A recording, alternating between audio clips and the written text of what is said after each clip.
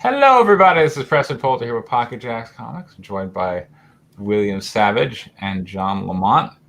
And I've been going over my. Oops, I think I have. Somebody is. I'm hearing an echo of myself. Where did that come from?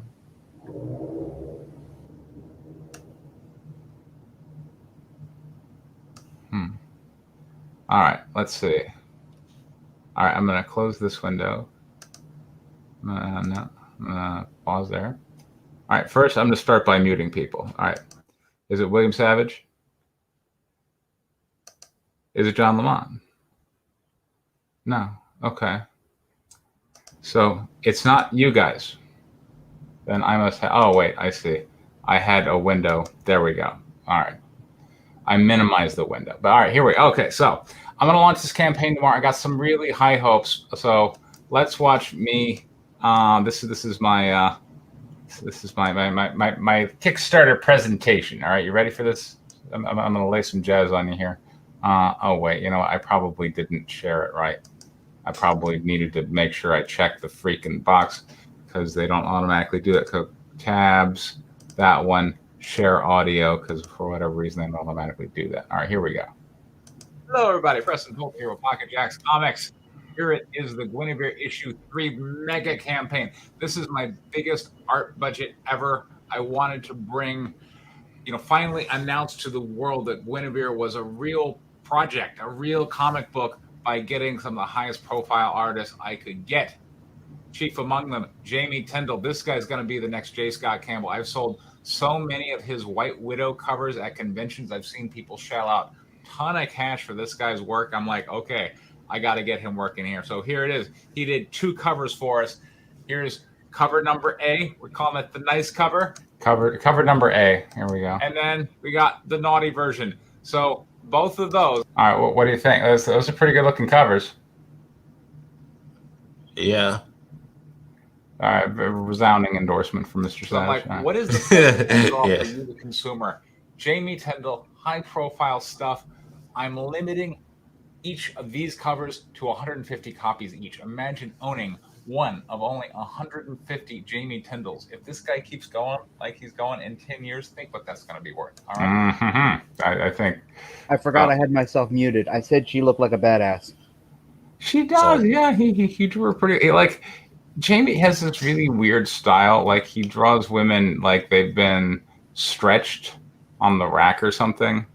Yeah, Right. Each people one like it. comes with a signed and numbered certificate of authenticity. Let's look at what else we got. We got Miss Sashi, who really launched Guinevere 3 back with our Make 100 campaign. This time we've got the pasties, kind of the more censored, less adult version of that cover, and 150 of that. Let's talk about the main. Now, what I do, the one that I don't limit the distribution tightly, so this is going to be the main cover. I'm selling that at a value price. So you get that delivered here in the United States for $10. $10 delivered. Look at that beautiful cover. Isn't that pretty? It is. Yeah. And meanwhile, all right, so let me go through all the other covers. And the team that did the main cover did every single interior. So you get a sense for how gorgeous the interior pages of this book is. There's a free link for Guinevere issue 1 PDF down in the description if you've never seen the series before, you want to see my commitment to the art budget on the interior pages. I guarantee each page is gorgeous. All right, let's get back to the exciting stuff. Here's Gentleman. Sold a fair amount of his covers for White Widow as well. Got him to do that version of the Guinevere 3. And that succubus character is known as Viviax, by the way. So that's Guinevere and Viviax in Gentleman's version. And last but not least is Whiskey Paint, a perennial favorite over here. There's Trinity. What do we think? That's the first concept of Trinity. It looks similar to the MCU version of I think her name's Hela. Yeah, I'm aware of Thor. Yeah, yes, I know. I know who I stole from. But You stole from the mouse. I absolutely stole from them. The mouse can't fucking copyright a goddamn headdress. Okay. I wouldn't put it past them though, but I it wouldn't looks put, like I a- wouldn't put it past their lawyers. I'm ready to fight those bitches. Okay, but I mean, it looks really interesting. Looks kind of Not to mention, see, we have this. I don't know if you see that. All right, I don't know if but you see the things radiating out from the face. it looks like blood from this distance. Well, no, that's just part of her headdress. The things radiating out from the face. Okay, well, Yeah. yeah. At first glance, it looked like something kind of like from like a horror cover. She's she's kind of villainous, but kind of sexy. Yeah. Yeah. So black and chrome. I went with the cape because like look, she's going back to Ditko. Ditko only gave capes to characters who were godlike or had the ambitions of a god. So Thor had a cape, and Doctor Doom because he had and Magneto because they had the ambitions of a god. So Trinity kind of sees herself the same way.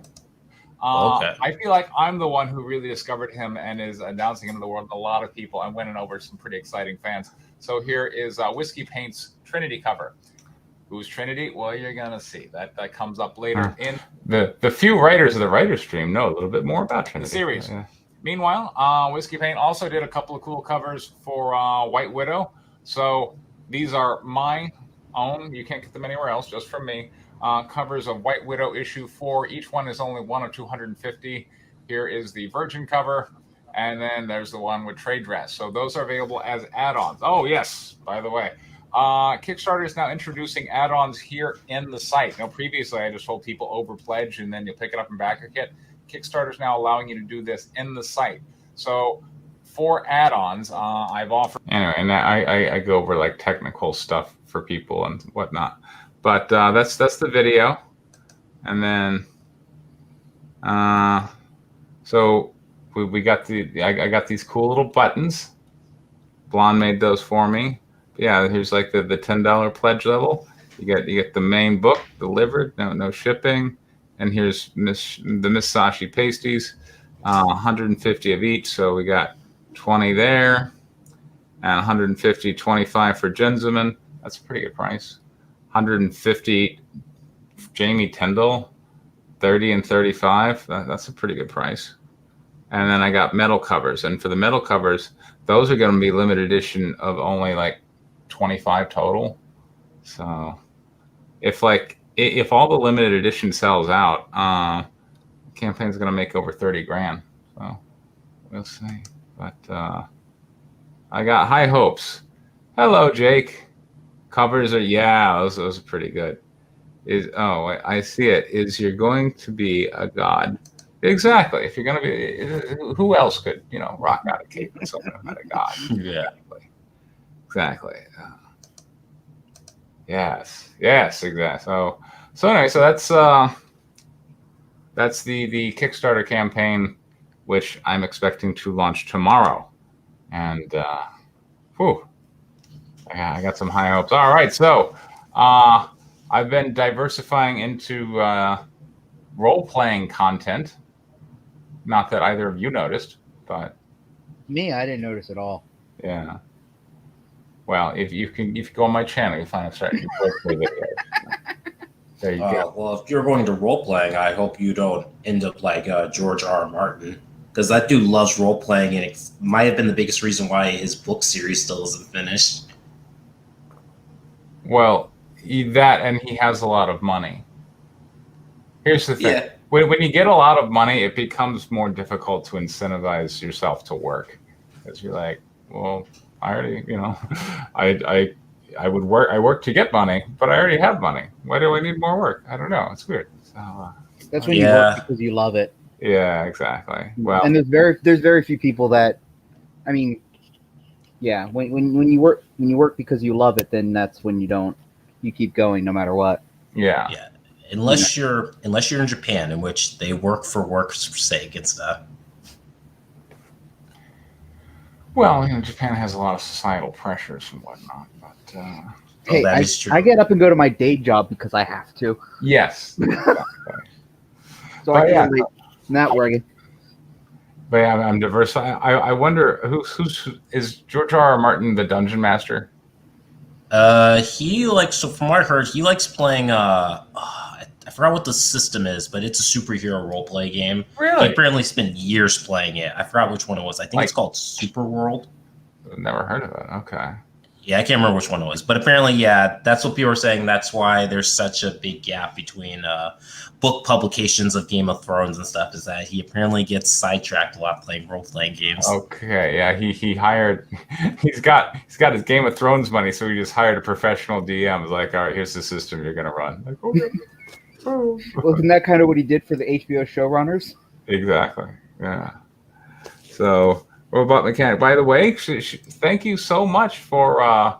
She went back and listened to some to give you some notes, John. She went back and listened to some prior episodes, so she could kind of hear the whole story and Nikita's coldness to whatever.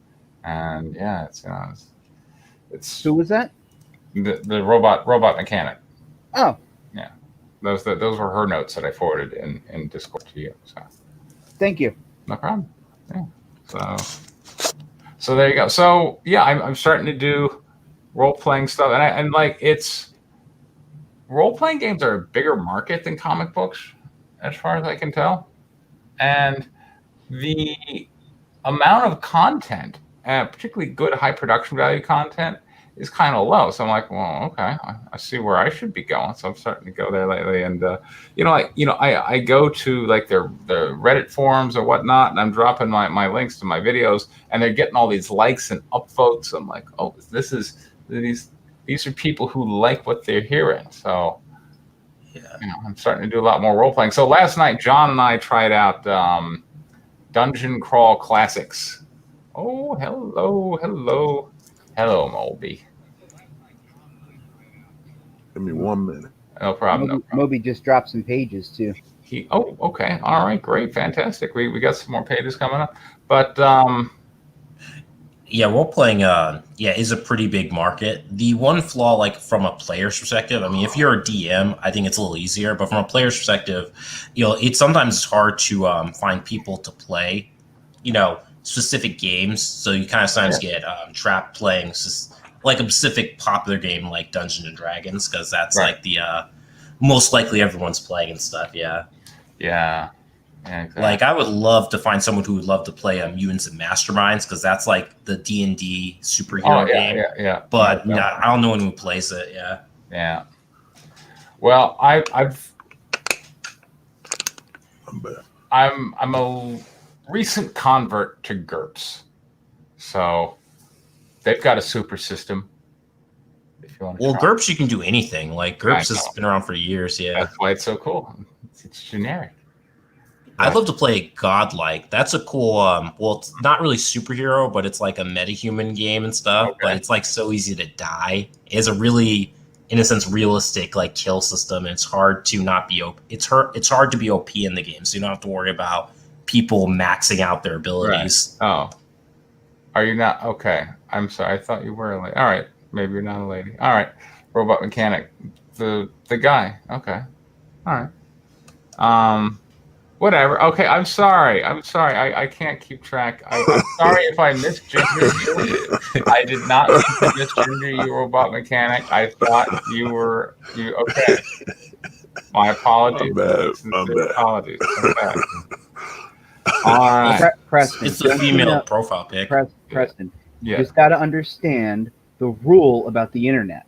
When you're talking to a guy, Exactly. you're talking to a girl, it's a girl. If you're talking to a kid, it's a cop. Yeah. My pronoun. Oh, and only around Melter, his manliness makes us all. There we go. But yeah, so yesterday I was trying out Dungeon Crawl Classics, which is a retool of the basic D&D rules. So we were trying that, and all right, I decided I'm going to start running level 0 boot camps because it's kind of cool. It doesn't. You come in and you make 4 characters. It doesn't take a while, and then they will die soon thereafter. And so John we went through this experience where he had 4 characters, and again, they're just randomly generated. You don't even get to pick where you assign the stats. You're just like, okay, strength. Here's my strength, and you roll 3 dice and whatnot. And you ended up being kind of surprised at the character that survived the dungeon of yours. Well, yeah, I mean, he was dumb as a box of rocks and doesn't have more higher than 10 in any stat except for like luck. I think you had a higher than average personality. I think your personality was like 12. Yeah. Okay. Yeah, I think personality So- was like 12 or 13. Yeah. And luck was I'm 14. guessing- He was 10 in everything else except intelligence, which was a 7. I'm guessing you're referring to charisma, right? Like a character or a personality's charisma. So in the retool, they changed the stat block a tiny bit. Now in the D&D system, strength, dex, con, intelligence, wisdom, charisma. In Dungeon Crawl Classics, wisdom and charisma were combined into a stat they called personality. And then they introduced a new stat called luck. Oh, so like so In basically like Constitution, wizards it's and called warlocks and like sorcerers all use the same stat now. No, clerics use personality, and wizards use intelligence. Now in GURPS, they're basically all keying off of IQ. But here, they're one is keying off of one's keying off of personality, and one's keying off of intelligence. So, and then there's luck, which players can burn to influence rolls, but in order to win it back, they have to really appease their gods, which means they're going to be less inclined to do things that will piss the game master off. They're going to be good little player characters and not kill the street urchins and take their money kind of stuff. So, but John's character, the one that survived, was a crazy, chaotic, now demon worshiper. So that happened. He's not worshiping the demon. He just thinks it's his friend. Well, yeah, but then you became a cleric of it. So now that's where we're. Oh, okay, yeah. I didn't realize. Okay, no, I didn't know that's where we were going with it. I was just like, okay, no, I like that idea. Yeah, yeah. Okay. Yeah, you were now a cleric of a demon. Congratulations, sir. All right. Yeah. You know what I've been wondering, because I've been seeing you post about these games, and then it made me think, are those type of games, does it need to be simplified? I've been thinking, when you do D&D, and the amount of time we don't all have, is the game too sophisticated, or does it take too much time? Well, does it need to be simplified a little? That's what I've been wondering. Well, yes, I think. Well, 3rd edition D&D, which was the one which got open license, so everybody went crazy in using it, is very complex, rigorous and rather robust rule set. But I think it was a little too much. But at the same time, GURPS is just as bad. But the advantage of GURPS is that it changes less over time. So, yeah. I would so I would say, like, if you're trying to get into D&D, I would highly recommend doing 5th edition. Yeah, because 5th edition is really streamlined and very easy to grasp. Like, they cut down a lot of the math, and from what I can tell of experienced D&D players, they say 5th edition is a lot more role player friendly, especially compared to 4th edition. So I would say, like, if you're a new person, definitely check out 5th edition, because there's a lot of meetups all over the country, like in different cities and stuff, where everyone's running 5th edition with the Ventures League and stuff. Yeah. So, like, learn to role play. Yeah. So anyway, but there is still the going back to what Mulvey's saying, the old school revival that I've been looking at, primarily because I feel it's kind of like a wide open space for these people. They're shelling out money for products, and I want some of it. Whereas, like 5th edition, I think is a little more locked up and controlled by by wizards, and I think certainly a lot of people are competing for that, but nobody's really competing for like the first edition old school dollars. So like, let's go. I mean, some are, but I feel there's more avenues there. When I look at like the art quality of the people who are rolling it, like, you know, like if you go on Kickstarter, Old School Essentials, which is, you know, a repackage of basic D&D rules, brought in $300,000, and that guy's been doing it for like 10 years. That's bigger than comics, you know. So, like, okay, and you know, you look at his art, you know, in comparison to my art, his art is. You know, so I'm like, okay, let's see, let's see where we can do some business. But anyway, that's just where I've been thinking. But yeah, yesterday John and I were trying out Dungeon Crawl Classics. So have you thought about making your own system? Because for like several years now, I've always kind of wanted to sit down and make my own role-playing game. It's just, you know, there's a lot of like components to take into account. So it will take me some time, but it does seem very fun. Yeah. I mean, I've certainly thought of it. Yeah, I've thought of it, and then I thought better of it. But if somebody else wants to come up with a cool system, I'll certainly take a look at it. How's that? Yeah, I kind of want to try like a version of D6 system, because I feel like that can be made really simple, just something very simple and easy to grasp. And I think that's really, you know, if we were just going to say, all right, let's make something simple, I think dice pool games are the easiest. You know, White Wolf is a dice pool game. And, you know, there's been some big dice pool games. You know, all the White Wolf games are dice pool games. Shadowrun was a dice pool game. People just loved Star Wars D6. When Star Wars D20 came out, they're like, yeah, it didn't feel like Star Wars to them, but they like Star Wars D6. So, and I'm guessing D6 is kind of open for anybody, as far as I can tell. Yeah, they can vary also as well. Like some systems can vary from each other, even though they're using similar dice pools. Yeah. So hold on, wait. Okay, I'm tried to play it, but could never get into it. Did find my character sheet from high school though. Okay, so all right, so we're talking about D&D. Larry's apparently like screw D&D, and then she's, I wish I knew where my sheet was to tell you the truth. So, keep a track of character sheets. Oh well, we'll see. All right, John, tell us about the exciting pages we're going to read this evening. All right. So this is going to be we are approaching the end. This is not the end, but we are approaching the end. Oh. I know. I feel like last time you kind of wrapped it up. Last time we're like, okay, then Nikita is the villain, but not quite the villain. She's the villain we should all feel bad for. And she was walking in the desert with some chick. Yeah. Okay. All right, let's see where the story goes. So assign the parts. All right. So I'm going to do what I... Yeah.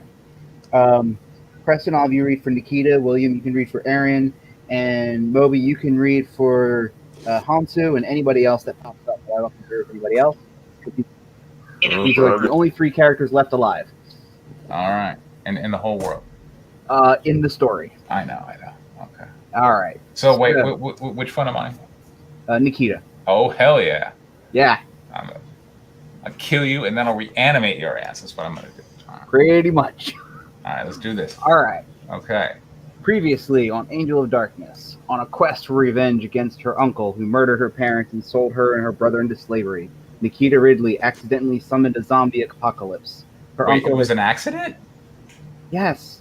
Didn't you get that in the last one? I'm such a scatterbrain. Why would I create a zombie apocalypse? All right, fine. She was trying to summon a demon. The demon summoned the zombies. Sometimes accidents happen. Right. Yeah, so as I said, it's an accident. Yeah, it's basically like a genie in the bottle scenario where it's like you make a wish and the wish turns out worse than you thought it would, you know? Yeah. Yeah, it's kind of like that. She still wished for something bad to happen, but it just came out worse than she planned. So okay. Yep. I might tweak that in the rewrite. We'll see what happens. Sounds all right. good. All right. So Nikita Ridley accidentally summoned a zombie apocalypse. Her uncle has seemingly escaped by separating the train engine from the rest of the coaches. Yes. But Nikki and Aaron Rice have followed the train tracks and believe they are closing in on his position. Okay. They found the train at the next train station, which has been abandoned, and they went looking for a vehicle, and they come to this garage. I will narrate. So, interior garage. A dusty garage, nearly empty save one abandoned Willie's Jeep. Aaron runs up, pops the hood. Let me guess. It's broken. Find us a road to the nearest town. That's likely where he would have gone. I'll get this thing running. Nikita rummages through the glove box, finds a map. Aaron finds the keys in the ignition. Electronics. Electronics look good. It just needs a battery. Let me guess. You want me to summon a lightning storm and strike the Jeep. I feel like you got an echo on the let me guess, by the way. Because you did that earlier on that page. You on that page, you used her saying, opening up a dialogue with let me guess. You used it right there at the bottom of the page. And I got you. Right there. So, yeah, within... I will figure out which one I'm going to cut. Okay. All right. You can do that? That would be awesome. No, I'm a necromancer, not a wizard. Aaron rolls her eyes. Aaron looks around the room, notices the electric light hanging from the ceiling. Her eye follows the loose electric line all the way to the fuse box. Besides it, a light switch. Aaron turns the lights out, grabs a ladder, a roll of duct tape. Climbing the ladder, Aaron pulls the cord hanging from the light bulb. She pulls on the line, yanking the brackets, pinning it to the ceiling, giving her slack to reach the Jeep. Using her knife, she cuts the line, strips the wires. She duct tapes one end of the wires to the battery connection and the other to the steel of the Jeep.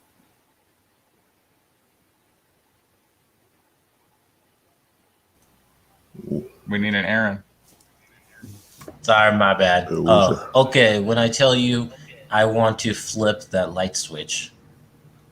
Is this going to electrocute you? No, of course not. I think. I really appreciate you putting your life on the line for me like this. Aaron, I feel like that. I would say that if I'm trying to get sympathy from the last woman on Earth that I accidentally created the zombie apocalypse, I feel like I would just volunteer my heartfelt sympathy for her impending demise. I mean, I don't think Nikita is very altruistic Never given mind. her actions. You know what? Fuck you. This better work. There you go. Sir, this is PBS. The cursing is not appreciated on a public network. Okay. Yeah. Aaron sits behind the wheel of the Jeep. Nikita walks up to the light switch. Okay, when I tell you flip the switch, keep it on till I tell you otherwise. Or you start foaming at the mouth. Your faith in me is astounding. Nikita smirks at Aaron. Aaron places her hand over the ignition. Do it. Nikita flips the switch. Aaron turns the ignition, pumps the gas. The starter chokes a moment before the engine turns over. Turn it off. Nikita flips the switch. Aaron revs the engine before letting it throttle. Aaron leaps from the Jeep, pulls the line, yanking the duct tape off, and drops the hood. Let's go. Exterior garage. Aaron pulls out of the garage with Nikita beside her. You're lucky they didn't siphon the gas. Where are we going? Follow the main road out of town. We'll go for a few miles to the highway and turn east. Exterior desert road. Aaron follows the road. Nikita reads from a small black book, makes hand motions and whispers in Shona. Her sound is drowned out by the sound of the engine. What are you doing? Preparing spells. Nikita finishes a hand motion, causing it to start glowing purple. With a wave, it fades. Oh, this is interesting. What? Well, the spell I need to heal you transfers the caster's... Well, the spell I use to heal you transfer the caster's the life force. This one lets me absorb the life force of another. I can't store it indefinitely, though. Looks like it'll fade if not used in about 20 minutes. Used for what? Aaron turns the page, reads. Oh, sorry. Yeah. My apologies. Healing spells, empowering spells. Oh, this is interesting. A spell that calls for the life force of my mortal enemy. Not sure if I'll ever need to vaporize a small country. I'm sorry I asked. Nikita looks around. We should be coming up on that next highway, and the next 2 or 3 miles. That's awkward. That's awkwardly written. That's awkward. On. All right, I'll just mark it to look at later. Dexter Desert Highway Junction. Aaron makes the turn heading east. Desert Highway. Aaron scans the area. Nothing but an empty desert. Is it usually this empty? Nikita looks up from her book, scans the area. We might be too late. That's the wrong two, by the way. We'll park on the outskirts and go on foot. We don't know what we're heading into or how many we'll face. I can handle the zombie. Really? You have some spell for that? If it works. And if it doesn't? You won't have to worry about me killing anyone. Exterior, desert town. As Aaron and Nikita approach the town, Aaron pulls off to the side of the road. She takes the keys from the ignition. As they walk toward the town, they hear a rifle shot in the distance. Survivors. Exterior, Anglican church, front yard. At the center of town, the Anglican church is surrounded by a massive horde of zombies. In the steeple, a lone sniper takes shots. Around the corner, Nikita pulls Aaron back before they are spotted. He's in the steeple. Are you sure it's him? Nikita looks out, checks the horde. They all stare blankly at the steeple. Oh, yeah, stay here. Aaron pulls on Nikita's arm. Are you sure? Nikita smirks. Front yard. The zombies seem to ignore Nikita as she walks between them. She is careful not to touch or disturb their trance. Once she arrives at the center, she places the satchel on the ground and takes out a small knife.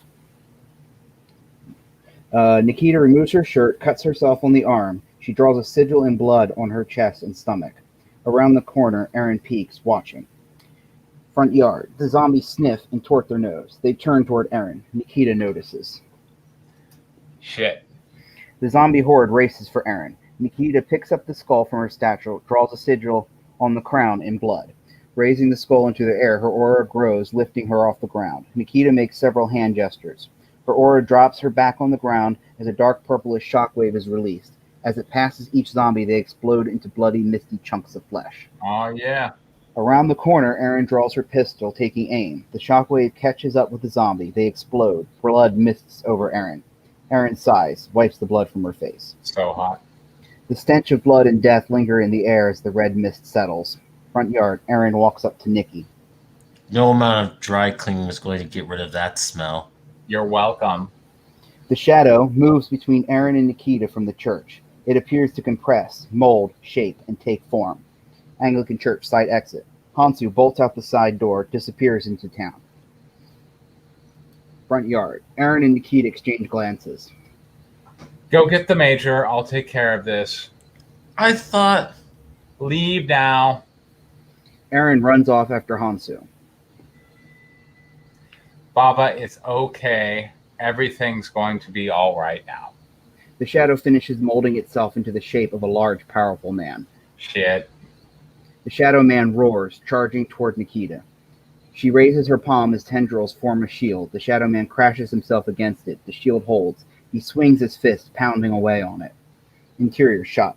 Hansu scans for an exit when Aaron barges through the door. He turns with pistol in hand, but freezes. Aaron has drawn hers first, pointed at his head. Freeze, Major. I need you to come with me. I have some questions for you. They're coming. They're going to kill both of us. The best way for us to survive is if we stick together. If you surrender now, we might just be able to stop this thing before anyone else dies. Surrender to those things. No, you surrender to me and to the magistrate. It's the only way out of this. You naive little girl. A low growl, followed by the scamper of the zombie horde approaching. Aaron turns away as Hansu draws his pistol. Aaron notices. She ducks away as Hansu fires. He disappears out the back. Aaron fires, taking out the approaching zombie before pursuing Hansu. That's it? Yep. This one's a short one because Okay. the next one's the climax and the resolution, and I wanted that all together. All right. You know, I just realized, man, shockingly, I realized this has been a screenplay all this time. I've been Yeah. so zoned out on the fact that we read Yeah. comics. I'm watching in the background. I'm like, damn, man, this is a screenplay, and I've been zoned out thinking it's a comic. No, Yeah. yeah. He hadn't been calling out the panel. Yeah. Uh, Hello, Roy Maddox. How are you? But yeah.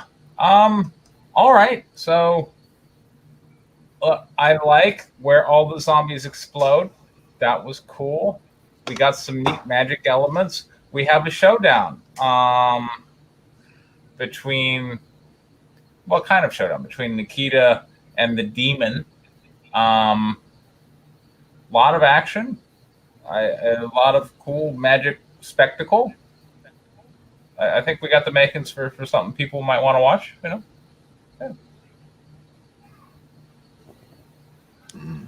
Yeah, Oh, what? I just By the way, I was just Robot Mechanic wants to know, why did Aaron take the keys?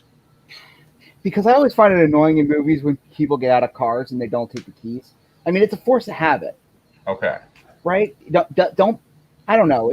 Wasn't it always one of those like horror movie tropes where they always leave the keys in the car and then they have to run back to the car and I don't know. It was just and they don't lock the doors behind yeah, it them was for just whatever something dumb I felt reason. like I Yeah. wanted to do something different than what is always done. You know, and what if she had to go back and somebody took the car, you know? That's like if they always leave the car and they leave the keys in the car and then they need to go back to the car and then the car is just as the bad guy gets in the car and drives away. You know, it's just those stupid tropes and everybody's like, well, duh, why do you take the car keys? And then, of course, everybody drives and who leaves their keys in the car? You know, nobody does. Nobody. Yeah. So when you see somebody do that in the movie, it's always stupid. So that's why I decided that's why she doesn't do it. Okay. There you go. That's why she doesn't do it. Sounds Yeah, good. my first question. Well, sorry, my first question is like, how come the demons turned against her? Because I thought she was in control of this creature. Well, hold up. We're gonna get through the positives. Oh, okay. Then I we're just gonna a go through simple the question. I didn't think it was all right, negative. John. Do we have an answer? Yeah. It'll be explained more when they actually face off in the next section. Robot Mechanic wants to understand why she took the keys if the car couldn't start. Oh, that's a good point, because technically it doesn't have a battery. It So does she'd have not. to electrocute the car again to restart it. You did. Good point on that. I might, okay. Okay, there we go. See? Audience knows a thing or two about a thing or two. Positive notes. William, did you give your positive notes? I would say, yeah, I'd say my positive notes is that, I think the action was pretty fun. I am curious to see what's going to happen next. Okay. It's an interesting description on like the zombies getting exploded and stuff and bursting everywhere. Like that's just reads like it would be very interesting to see that in actual film on like screen. Yeah. No other zombie movie ends with that like that. So. Yeah, it's kind of interesting because most zombie films, they don't end like that. So it is pretty unique, like the route that you're going and stuff that, at least in a way, would set it apart from most other zombie films with how they're done. So I think it's a really interesting take on this, very classic genre of horror fiction.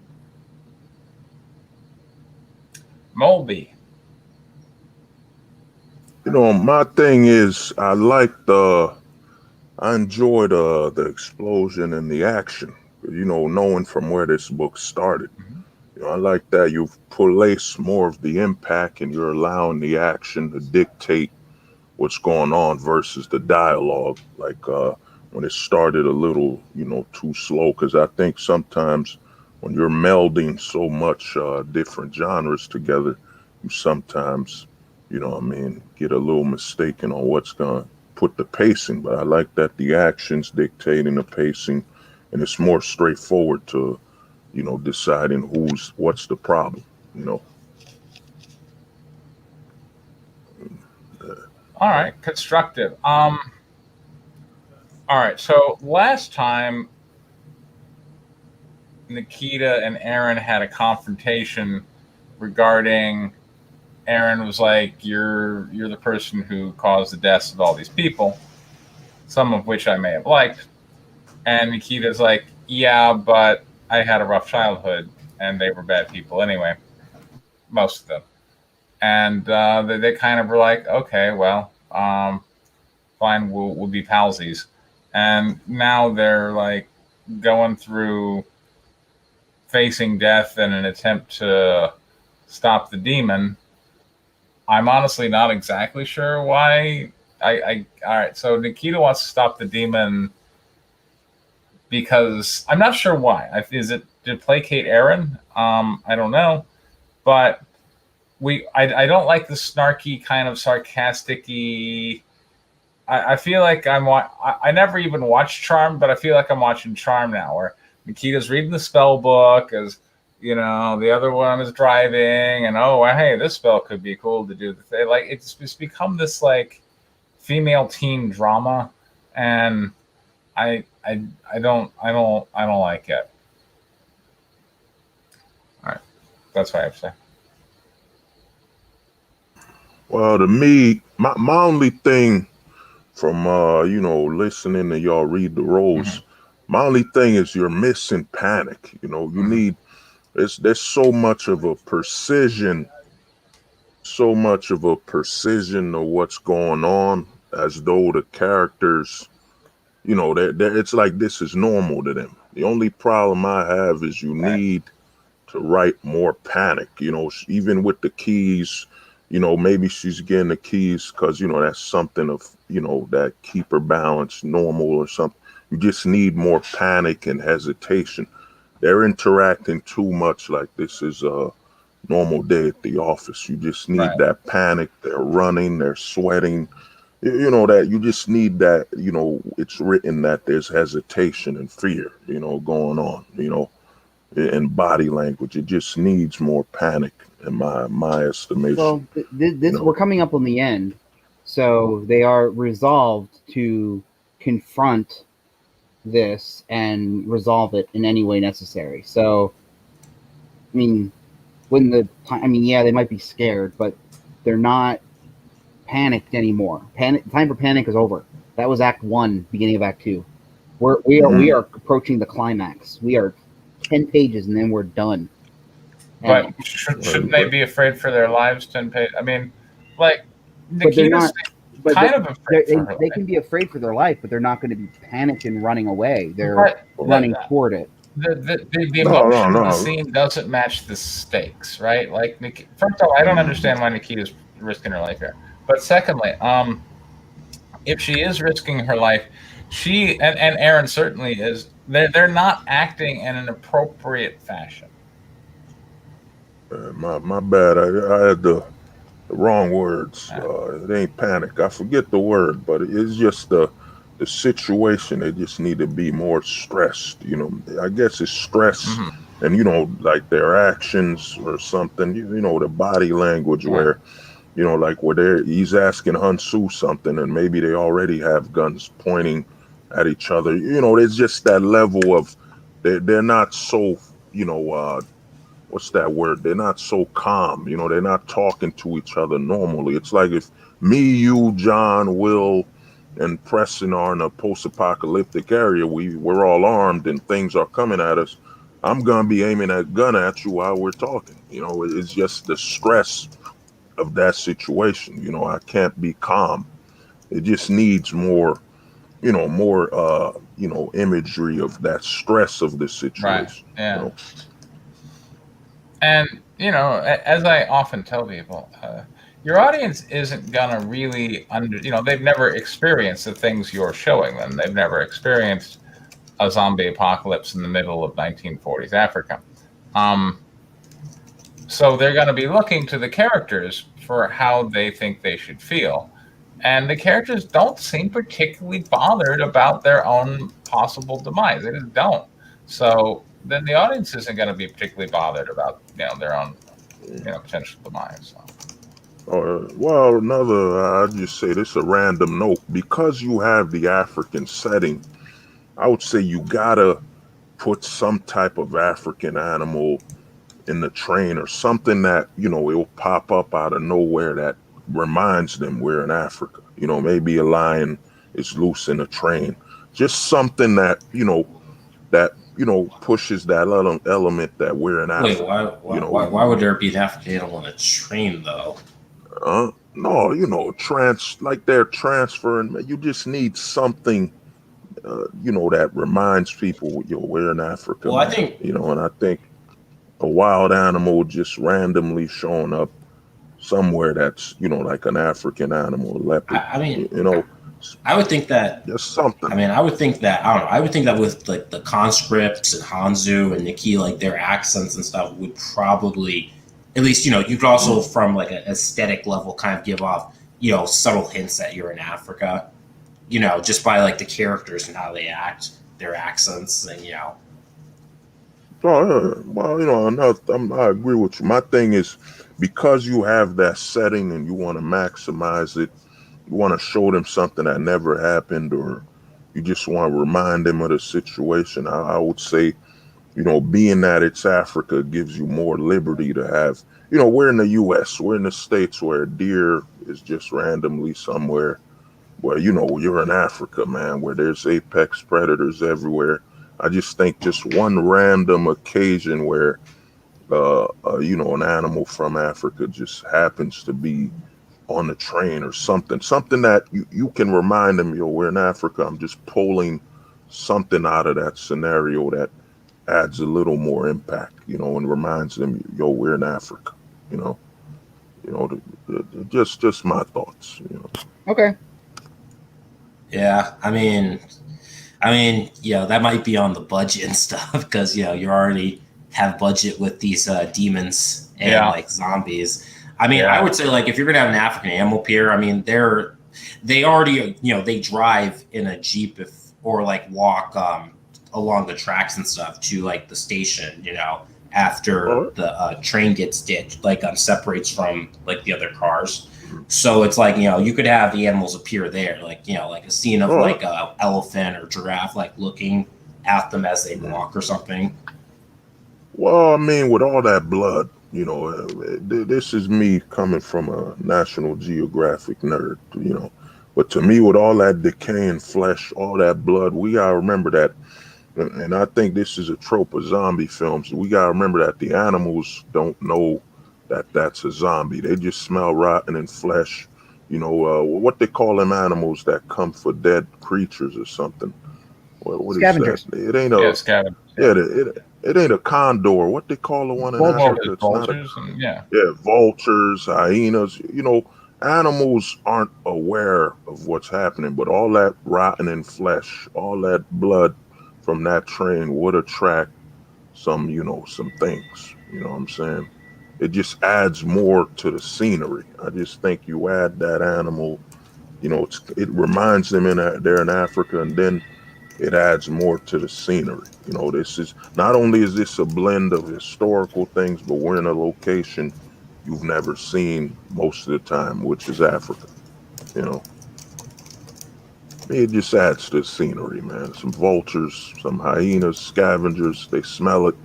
Especially if the train stopped moving, if those type of occasions.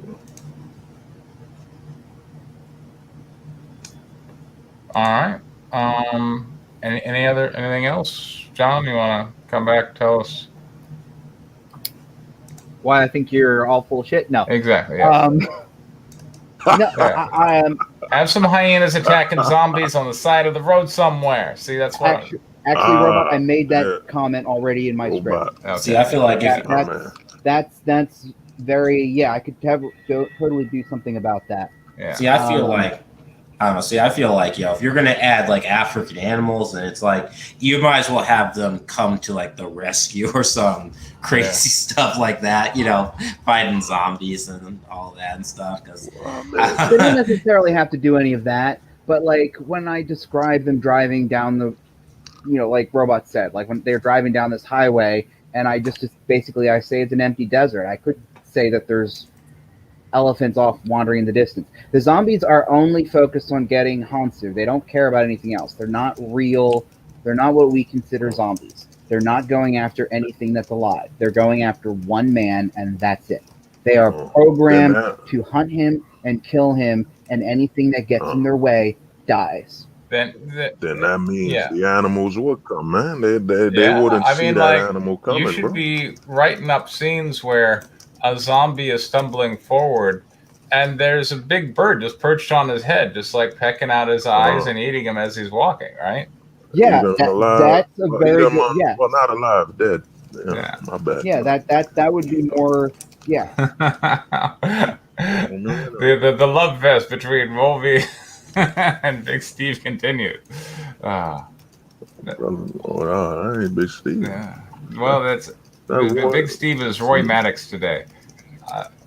Big Steve done changed. I don't know why, but yeah. Got you, man. I'm saying, dude, if you have sequences, because I watch a lot of zombie films where I'm like, man, where are the animals? You know, it's like all the animals knew. Well, the zombie apocalypse came where we're gonna stop. We're all disappearing now. Now you add that animal element. You know, now they're worried about the zombies, the hyenas. There's blood all over their bodies, and you know they didn't have a chance. Well, to take also a bath. because these are magic zombies. Even if a hyena bit one of the zombies, they're not going to become a zombie hyena. It doesn't work that way. No, don't have to transform. Well, you know, a lot of the newer zombie films do that, thanks to Resident Evil and all of that, where they mix the zombie, where they have zombie dogs and they have zombie this and they have zombie that. You don't need that. You know, as I said, these zombies are more like Terminators than they are actual zombies. Well, remember, John, you should take me and Mopey's advice and stuff, since it takes place in Africa, and it's like Haitian style zombies and stuff. So it's part of our culture. That is, brother. It just adds more to the scenery. You know? I'm just fooling. Moby, I got that. I got that. The scenes are a little empty and they need a little bit of African spice. I got that. Well, I mean, does that really have to be pointed out in the script? I mean, that could be just director's discretion. Or, of course, it has to be pointed out in the script. Oh, aren't there lots of stuff, like aesthetic stuff, that don't show up in scripts? It's just, the directors put those in there. Look, not necessarily. It can. Got it. If it's not important to the narrative, it doesn't necessarily have to be there.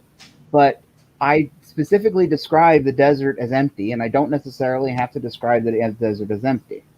And if it's not capturing the audience's imagination, Well,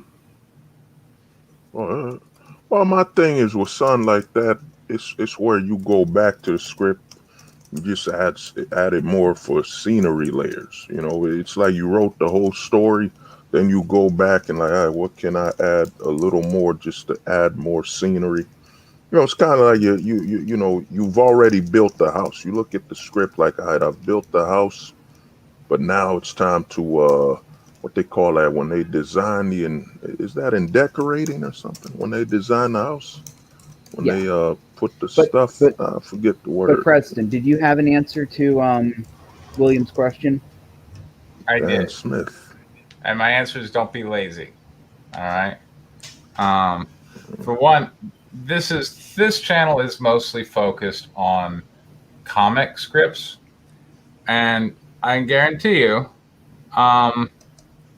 if you don't put it on the page, the chance that the artist is just going to go, oh, you know what? I think I'll draw on a vulture eating a zombie are kind of low.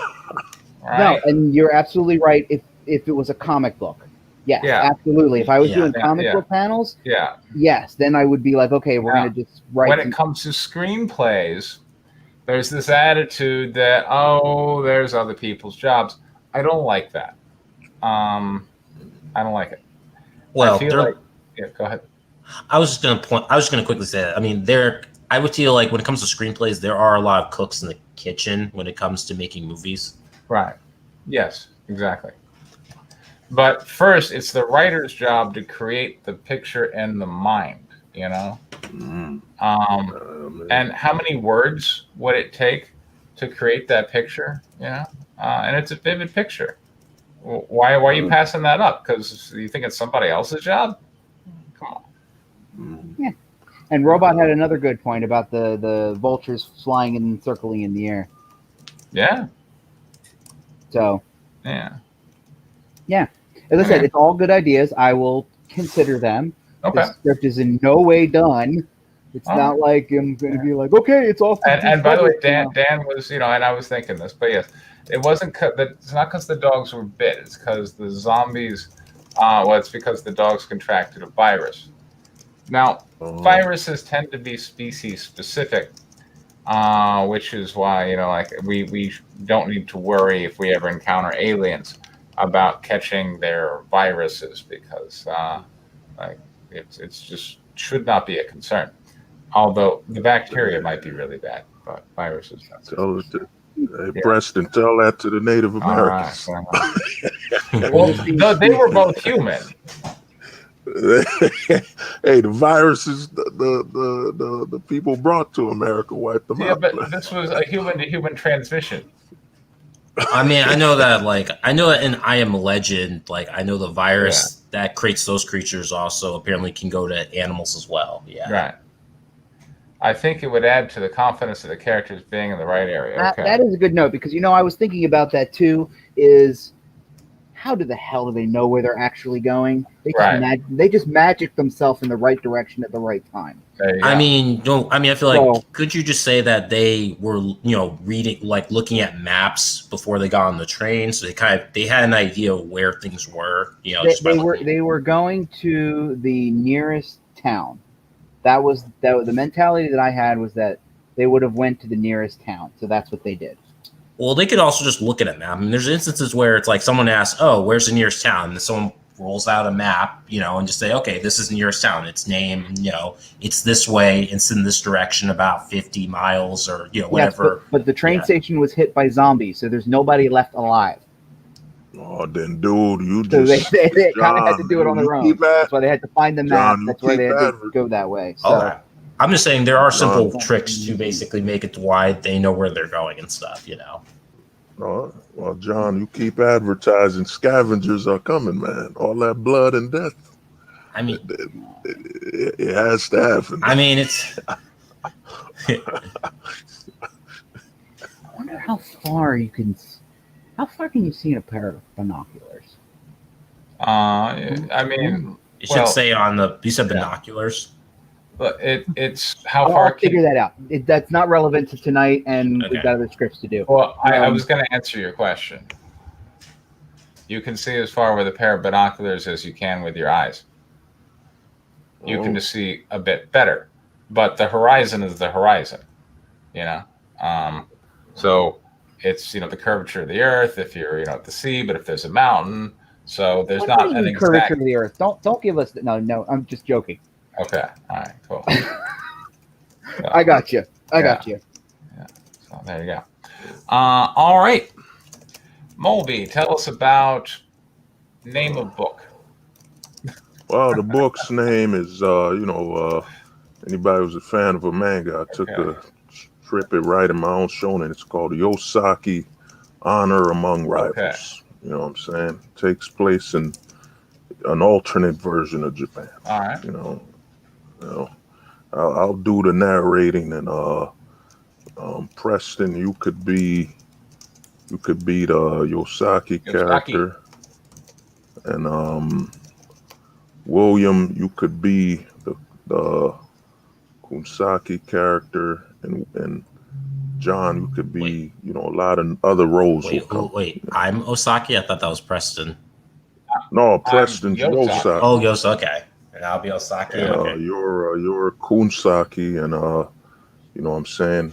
John will be any other character. All right. And I guess you're doing narration. I'll narrate it. I gotta give it the spice. All right. All right. I'm sorry. What character was I? You're everybody who's not either Yosaki or Kunsaki. Okay. All right. 3-year-old Yosaki is sitting on his dad's shoulder as they head up a small bridge towards a small village. Dada. Say Kunsa. Man, I love the term coon. I love that. Don't gotta be all racial. All right. Yeah. Why you guys gotta be all racial? All right.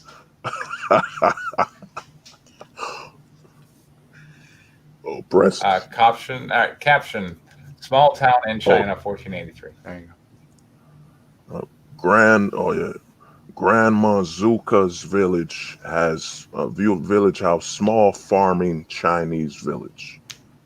Description: a close up of shot. Forget the close ups. My Okay. bad. Big pound. Zuka is holding Yosaki like a baby, rubbing his nose. It's a close up, and they're standing in front of the door to the entrance to her house. All right. John, we got. Who's my little man? Ha ha ha. My bad. Kunsaki and Zuka are looking at a sleeping Yosaki who's on the wooden floor in the kitchen, and Kunsaki looks worried while Zuka looks happy. Also, there are 20 cups not filled with sake all over the floor around Yosaki. Oh, okay. Are you sure that wasn't too much sake for a 3-year-old mama? Oh, is that okay? Sorry, all these names are too similar. You wanted him knocked out and numb, and he is. Besides, it took 50 cups of sake to knock you out when you were 3, and look how you turned out all strong and handsome. Well, you've got a good point, mama. I did turn out perfect. All right. A close-up shot of Kunsaki pulling a golden branding tool. Only the handle can be seen. The rest is in a chimney filled with burning wood, and only Kunsaki's hand can be seen. Kunsaki thought, to think I swore I never put that permanent mark on my son. But Dude, you're obsessed with child abuse. Jesus. But if this will make him into a man, as it did I. And this one's 3 years old, isn't it? He keeps And all getting the younger and men younger. before us, no choice shall be given. A shot of Yosaki sleeping on his right arm. It's a close-up of Yosaki in speed lines. Close-up of the brander touching Yosaki's skin and steam coming from That would it. just be the brand, by the way. No, yeah, my bad. It's like a brander. You know when they brand that's a cow. a brand. That's what they call it. They call it a brand. I don't think they call it a brander. I think it's called More a brand. child abuse. Yeah. It's like somehow, like Moldy was sitting here going, how could I turn up the child abuse from my last story? Here we go. Moby, you need to move to Japan and become a shonen writer and stuff. You got the makings of a shonen manga writer. All right. An extreme close-up of Yosaki. Yosaki is rolling on the ground crying. Smoke is coming from his left shoulder while he's rubbing it. Zuka is running towards Yosaki with a bucket of water, and Kusaki is sitting on the kitchen table looking at the brander. Now the branding is a yin and yang symbol. He took it better than I thought he would. That's my boy. I hope he's ready for more branding tomorrow. I think that's me. Sorry, that's me. That's actually me. That's my line. He took it better. He took better than I thought he would. That's my boy. I hope he's ready for one more branding tomorrow. Don't worry. Granny is coming to cool you down. All right. Zuka is holding a wet Yosaki was crying, walking past Kunsaki, and the bucket is on the floor. Don't worry, Oh, don't John. worry. Granny's got you. It's time for a bath, and after that, Granny is going to tuck you in so you can get some rest, so that burn can heal. All right. Only Zuka's singing to a sleeping Yosaki in her arms. Oh, John. Rockabye baby on treetop when wind blows. Do they know that song in Japan? Whatever. They do now. Hey, Apparently. Yeah, I was. Yeah. hey man, it's By the way, alternate reality. Man. we had we want to know if we're in China or Japan. Yeah, I was going to say the same Oh, thing. no, we're in China. Okay. It's jumping between China and Oh, Okay. okay, because yeah, the names are kind of don't sound Chinese; they sound more Japanese. Yeah. Oh yeah. Well, a close-up shot of a burning arrow and speed lines.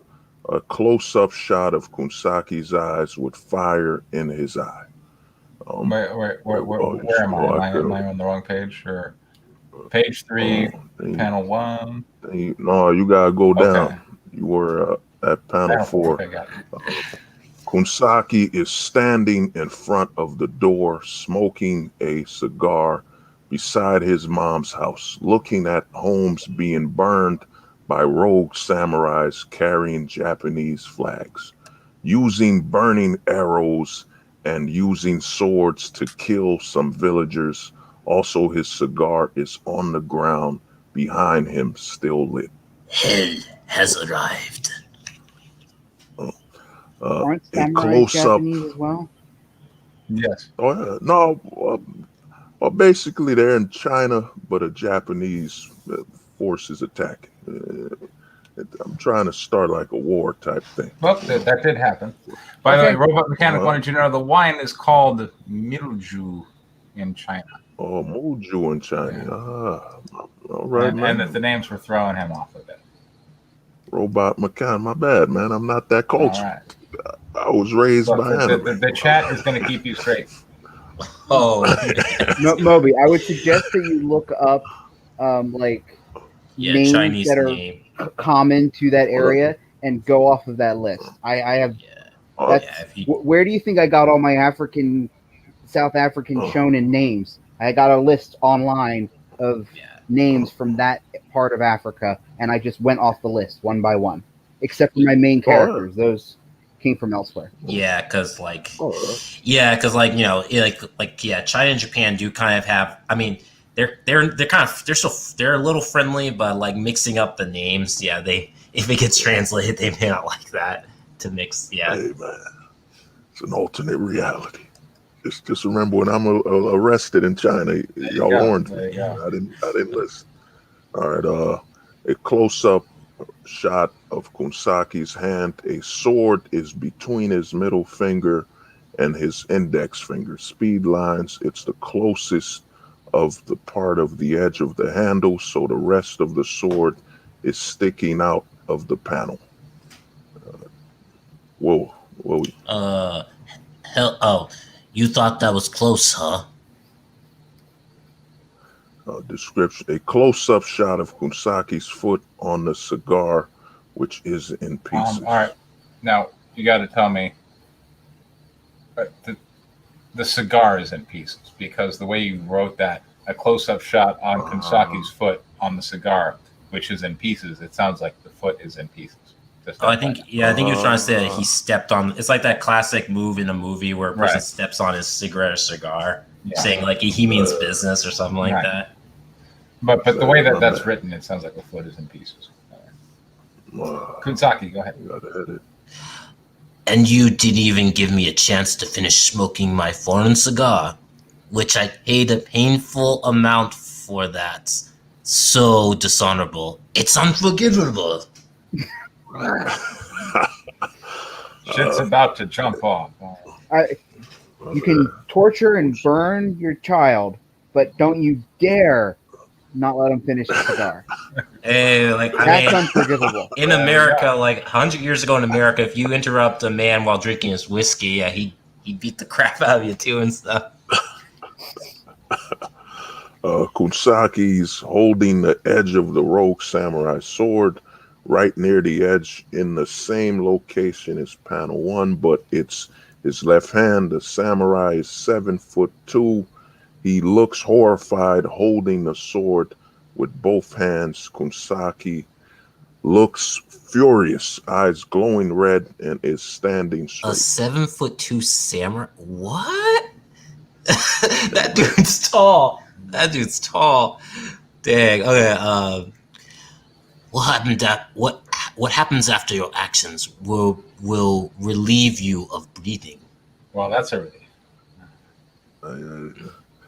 Kunsa's hitting the samurai with a right kick in the balls, with a limbo position style kick. So he is bending below the sword while hitting the kick. Blood is flying out of the samurai's mouth, nose, and speed lines. Wait, the samurai is the guy who just got kicked in the balls? Okay. Yeah. Why is he bleeding from the mouth? Hey, man, you get kicked that hard, man. Okay. Okay. Well, All right. I guess it's cinematic liberties. It's martial arts. All right. A shot of many burning arrows heading towards Kunsa in speed lines. Kunsa is standing on the dead samurai's body, looking at his mom's house, which is on fire, and more arrows heading towards the house, also burning arrows beside him on the ground. Damn, mama and my dear boy. Kunsa is reaching to pick up a sleeping Yosa's back. Son will make it out. Son will make it out of this, I swear. I'm trying to. What is robot? He said a samurai that tall needs a name like the Devil of. Yeah, but he's an extra that dies like 2 seconds later. So I'm not. Hey, man. You gonna give him a cool name and then kill him off? Yeah, no. You give him a name. His name should be called Alpharu Chadaki. Alpha Chad. There you go. Kunsa is holding Yosa over his head, crying, and they're looking at the steps that lead to Zuka's room downstairs, and the steps are on fire. Also, they are surrounded by fire. Gotta find a safe place for you so I can save Mama Zuka. All right. Oh, you got a katana. Goddamn. Exactly.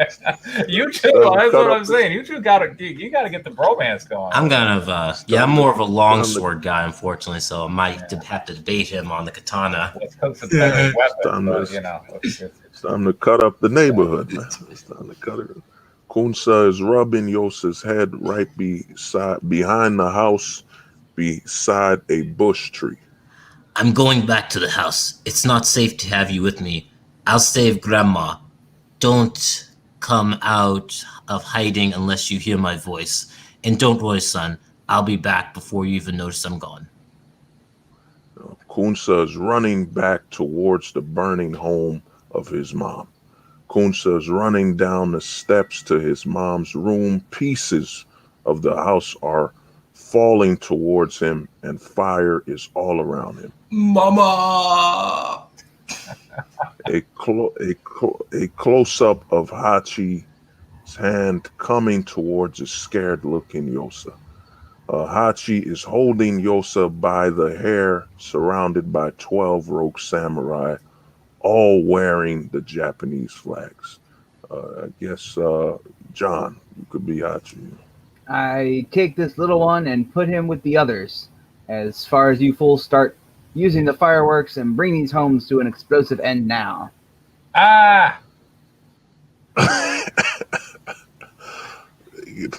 Oh, you gotta scroll down. Sorry, I forgot. All the homes are blowing up, and pieces of the homes are flying out of the panel. It's a close-up shot of Zuka's house blowing up. A shot of the destroyed homes and the many Japanese flags on the ground, like the one on the moon. Let me see. Yosa is in a wagon with other children with their mouths and hands tied with ropes, etc. Ect is the one steering the white horse. 13 samurai are riding their horses beside the wagon. Hachi is leading. One of the samurai is holding a rope tied to the horse of the samurai Kunsa killed, and they are riding in a path near the outskirts of China. Quick little comment. You want to spell Hachi with an I instead of a Y, because they don't use Y in like Asian countries. Yeah. Oh nah. Well, I did that for like what they call that, search results. Like I'll purposely name some of them wrong. There it is, search engine optimization, and to kind of have a way like I spell my characters different. The mechanic wanted you to know that he's used to seeing more shit talking before the big showdown. Just, yeah. Oh, I got you, hey, man. It's that samurai stuff, you know. A close-up shot of Scarik hand shaking Hachi's hand. A shot of all the samurai except Ect. They are off their horses talking to Scarik, and they're surrounded by 4 50-foot trees. William, you could be Scarik. Okay. My friends, thank you for setting the stage. John. Oh yeah, my bad. A close-up shot of Hachi, and it's his face. Also, he looks pissed. Are we going to stand here all day and talk like women, or are you going to pay us the fucking rice and gold? Description. A close-up shot of Scarik's fingers snapping. Their horses are running away along with Ect and the wagon. Speed line. Small panel and extreme close-up of Hachi. All right. All the rogue samurai are being shot. Blood is flying everywhere out the panel with bullets going in their eyes and chest, basically all over their bodies. Swiss cheese. Yeah. I mean, it's betrayal, you know. That's it. It's 10 pages. Oh, there we go. All right. Okay. Positive notes. We had some action. Some people died. Other people got kicked in the balls. There was fighting. Yes. I definitely felt the flavor of manga. Yeah. It had a manga flavor to it. So, I mean, the thing is, I'm not a manga person, so it's probably easy to give me that flavor. Whereas a true connoisseur might be like, well, I don't know about that. But it's actually, I'm going to give it a pass. Go ahead. It's actually manga, Preston. That's how you pronounce it. Yeah, that's a joke. I agree with Preston that like especially when in the panel description you say speed lines, that definitely gives a very like manga-esque like vibe to it with how you describe the panels, and like the whole like use of like branding a kid, as John puts it, as child abuse. It's like that's standard practice and shown in manga. So I feel like how this like is reading kind of does feel like it's kind of a shonen manga, and since it's set in China, I'm guessing there's going to be some Journey to the West vibes, maybe some I don't know, Wolf and Cub or whatever that famous like samurai movie is. Well, really, it starts off. It's a family going to visit each other in China, but they have Japanese roots. You know what I mean? So as the story goes on, it's a setup to start a war between China and Japan, while the Americans will move in. What I do curious is like what are the dates, or like what type of time period is this taking place in? I think the 1400s or something. You wanted old tales. I don't know what that means. So. You say 1400s? Like the Edo period, some 1400s. There was no America in the 1400s. There was not. Yeah. America's not that old. Yeah. My bad. Nah, well, it's like Unless in you this mean the series, British. I Now got maybe the British could come in because they had some dealings with China too. So Yeah. you could the British, they were all up in that place. Yeah, you I don't mentioned think they were at that point, but yeah, you kind of mentioned like, as I know you mentioned the Tweak some of the dates if you're doing the whole fantasy thing. But I'm sorry. right. Oh, I was just gonna say a point, yeah, because I was curious because you mentioned Japanese flags, and I was like, wait, what time period is this? Because like I don't know if those exist in this time period yet. Because I think like samurai kind of worked for their local lords or something like that, Yes, they did. why they rogue? No. Well, The rogue Shannons were the rogue samurais were not the shonen. Ronin. Ronin. Thank you. Yeah. Yes. And then they were more like, and the Ronin were more like mercenaries. They would just kind of work for whoever paid them. And it wasn't really until our time that we started kind of glorifying them, because I am sure back in those days, the Ronin were more like pirates and people that weren't. We glorify pirates now too, and back in the day, they were not. They were seen as bad guys and the shit of the earth. Especially in Japan with the whole honor system, like being even more firm compared to like the West, so they probably hate them even more. Right. To me, what I was doing, well, in this world, America don't exist. Basically, what I've done is I've altered the nation, so you'll have a Europe. Like I'll take a mix of the cultures here and there, but basically, the series is basically China gets tricked into a war into Japan, and the Europeans have something to do with it.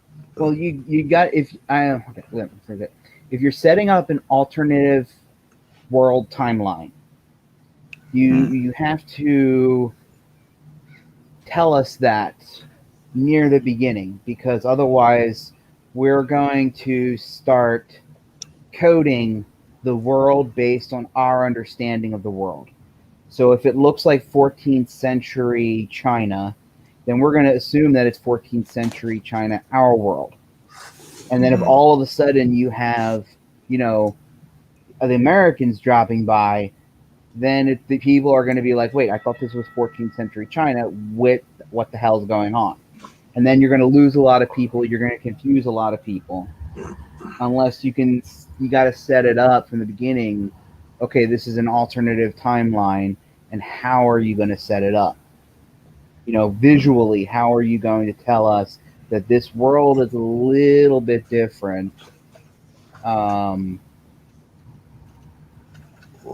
because since it's in the 1400s, it's like that's before colonial period in Europe. So the Europeans kind of aren't really into their expanding outside. Like they're still dealing with their own wars. I think the 100-Year War is still going on, or it's just recently ended in the 1400s. Well, yeah. So what I think William is referencing the same thing I am, which is you'd have to figure out you'd have to know what did actually happen in the world in that time, then figure out how you're going to change it, because you also have to think about world building. What you also have to think about is how is that going to affect, because everything that's happened in our world has been connected to everything else.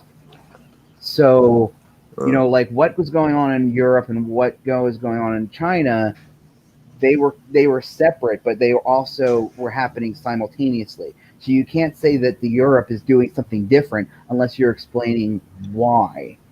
Like you can't have Franz Ferdinand get shot and World War I not happen, right? So if you're going to basically set up, like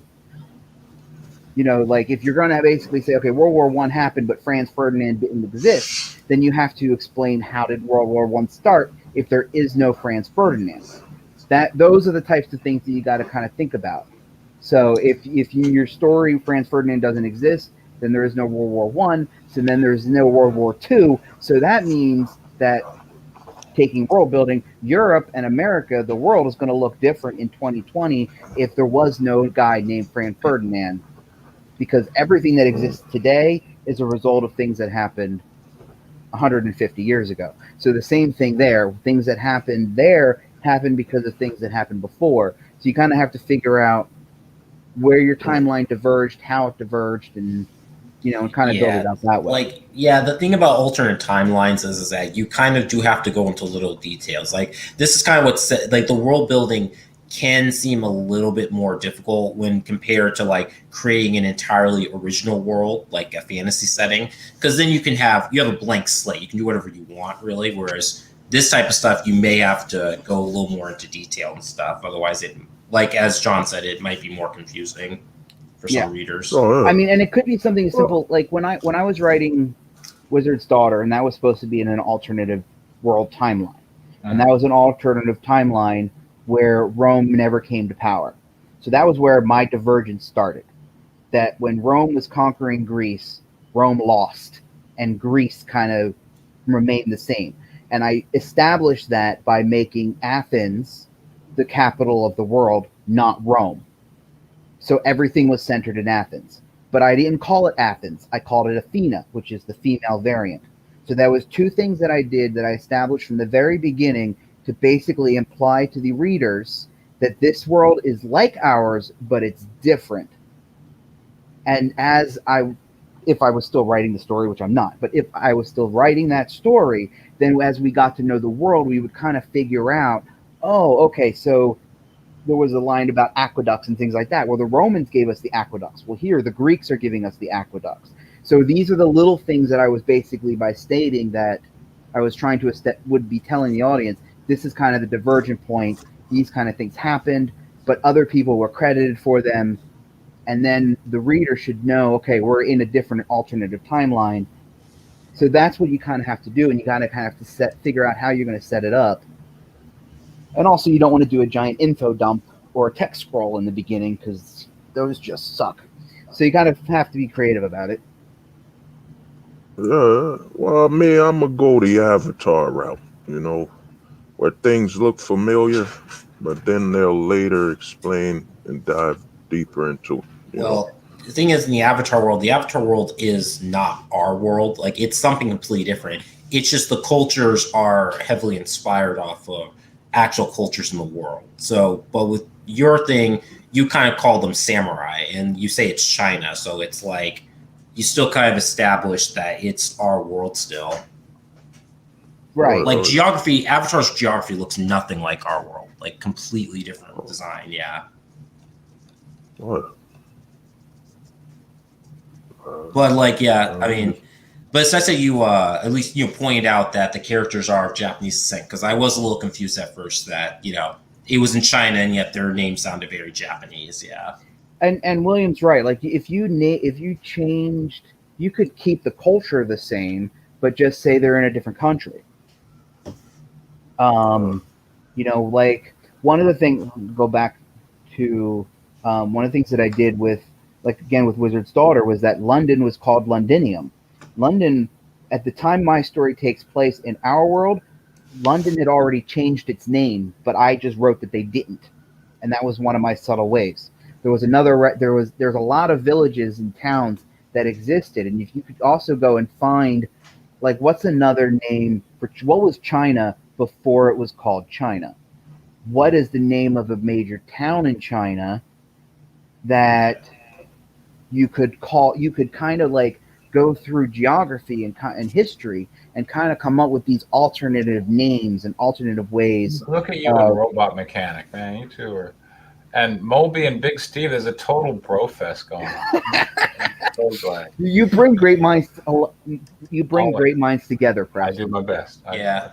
But I think if you found some creative names for the country and the nationality that these people are, you could still heavily base it in Japanese and Chinese culture, because anime and a lot of these, they do a lot of the same. I'm not that much of a manga fan, but I do watch a lot of anime. I've never seen like Asian Lord of the Rings. That's pretty much Asian Lord of the Rings is it's considered Journey to the West. That's kind of like considered their iconic literature. Okay, that's kind of the closest thing I think it is. Yeah, but I think so.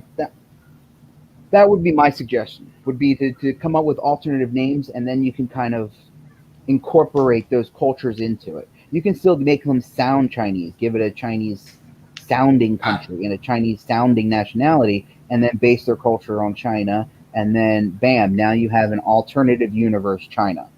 I mean, for his credit, I mean, I guess just a little come to his defense, I mean, just like give, maybe like Moby some thought and stuff that like since it is kind of seems like it's very much inspired off of manga does do a thing where they will set things in actual countries and places, but still they're very different and they don't go into a lot of detail about how this world is that different. I mean, they keep it a little vague. So it has been done before, like especially in manga. So I mean, it could work. It just may not be for everyone and stuff. Yeah. My only concern would be confusing the audience to a point where you turn them off in the beginning and they don't ever come back. That's my thing. Just that as long as you can do that, and who knows if they're reading it and it has that manga feel, and people that pick up the book may already be thinking in that way. And as I said, I don't read manga, so I can't speak for them.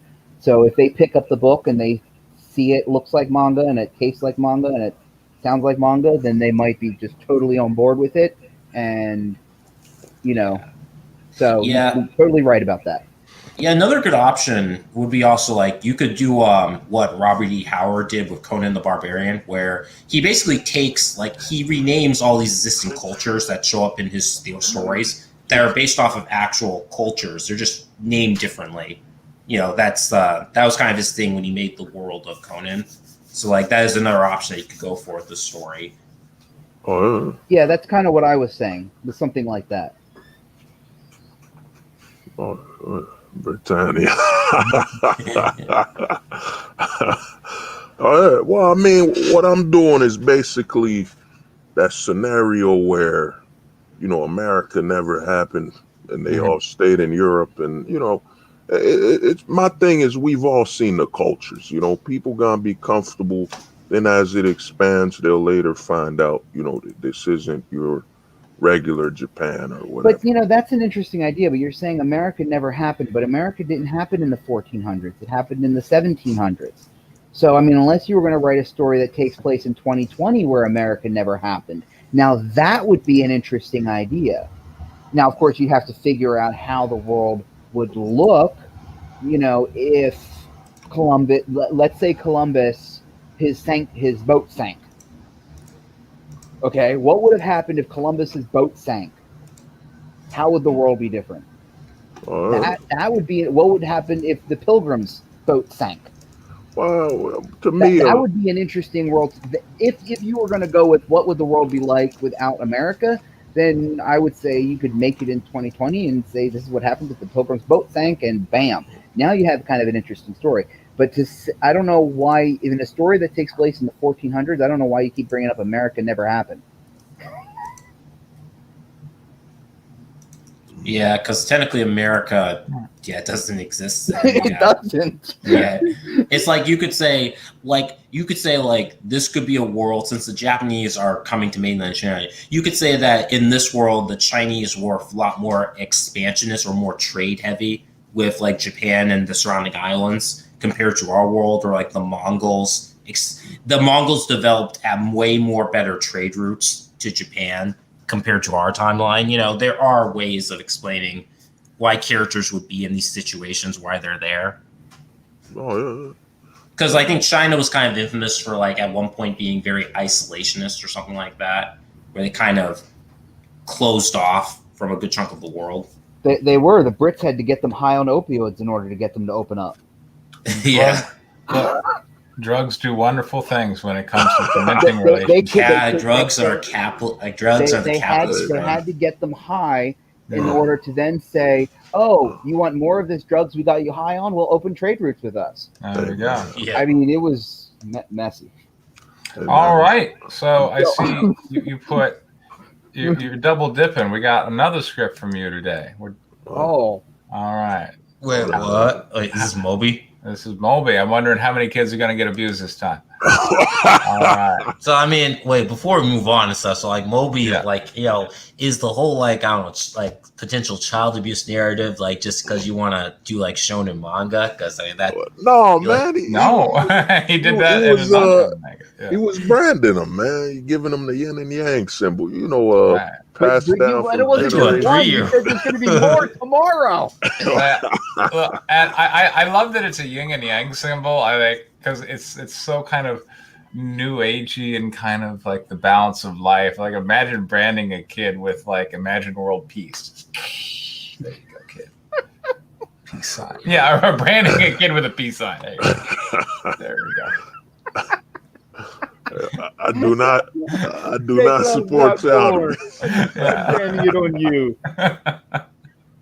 All right, tell us about this back to school bastards. Well, you know, I was basically rewatching what was that movie, Wedding Crashers, and I thought about it in old school, and I was like, man, what if they did a film where it was these adults were forced to go back to high school?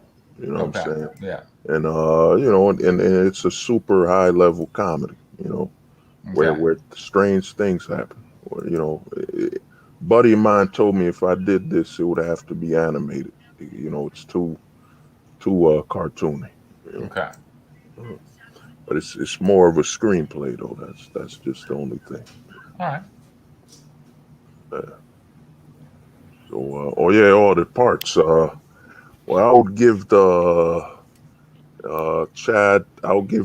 Thundercock to John. I love it already. All right, John. You're a Chad Thundercock. Wait, you wouldn't give it to her brother and stuff? Who told?